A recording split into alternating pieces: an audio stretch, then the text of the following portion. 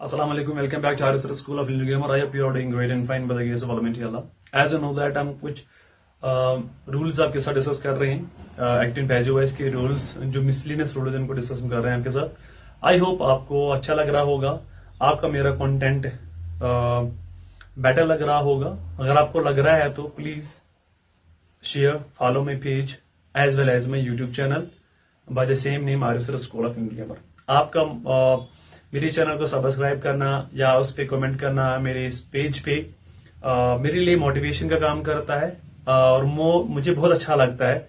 और आपका शेयर, आपका लाइक, आपका कमेंट करना आपको तो कुछ ज्यादा ही नहीं है, बस मेरे लिए एक मोटिवेशन का काम करता है ताकि मैं इसके लिए आपके लिए इससे बेटर कंटेंट आपके लिए मैं प्रोवाइड कर सकूं।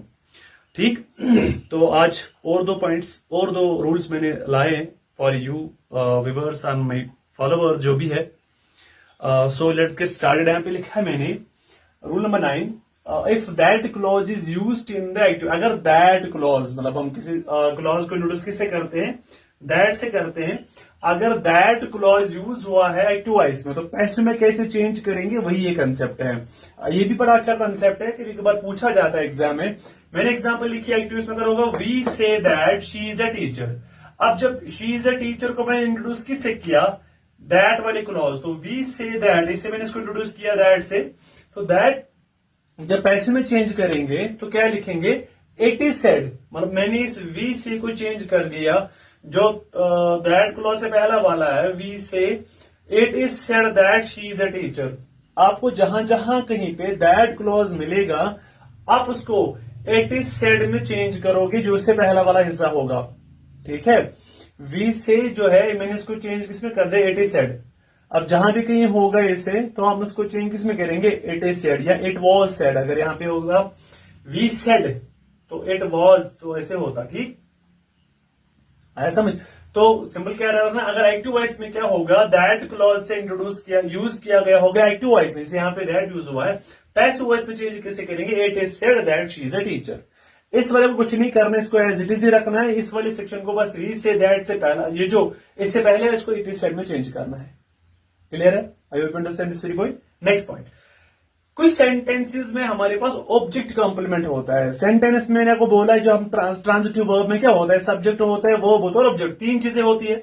लेकिन अगर वर्ब ऑब्जेक्ट के बाद और एक होगा, ठीक है, मतलब क्या होगा, मैंने वो पढ़ाया हुआ कॉम्प्लीमेंट, सब्जेक्ट होगा, वर्ब होगा और ऑब्जेक्ट होगा, इसके बाद भी कुछ और ऐड होगा जिसको हम कॉम्प्लीमेंट कहते हैं। वो इस ऑब्जेक्ट को कॉम्प्लीमेंट करेगा, हम कहेंगे उसको वो ऑब्जेक्ट कॉम्प्लीमेंट है, दैट इज ऑब्जेक्ट कॉम्प्लीमेंट है, वही है। तो उसको चेंज कैसे करेंगे, यहां पे लिखा है मैंने। एक्ट में क्या होगा, वी इलेक्टेड हिम प्रेसिडेंट।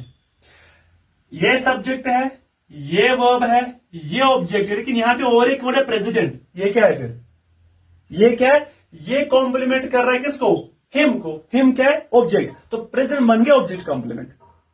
मैंने आपके इस पे एक डिटेल्ड लेक्चर लाया हुआ है बहुत पहले, आई थिंक 2-3 महीने पहले मैंने लाया इस पे लेक्चर, जो कॉम्प्लीमेंट्स है पूरा वो वीडियोस पे आया हुआ है, आप उसको देख सकते हो यूट्यूब पे भी, यहाँ मेरे फेसबुक पेज पे देख सकते हो।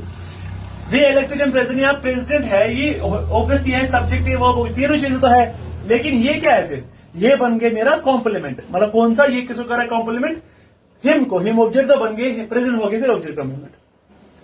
प्रेजेंट क्या हो गया फिर, ऑब्जेक्ट, वही है मैं लिखा सेंटेंस तो object complement will be change. उसको चेंज कैसे करेंगे, मैं लिख रहा हूं। अब यहाँ पे जो हिम है ऑब्जेक्ट का कॉम्प्लीमेंट है, पैसिव में हम इसके बदले क्या लिखेंगे, ही, क्योंकि हम सेंटेंस को स्टार्ट कैसे करते हैं, सब्जेक्ट से। इस हिम को चेंज करेंगे किसमें, ही में। अब मेरा जो ऊपर सेंटेंस है ना, ये पास्ट सिंपल में है, किसमें, तो इज, एम या और तो नहीं आएगा, वॉज आएगा।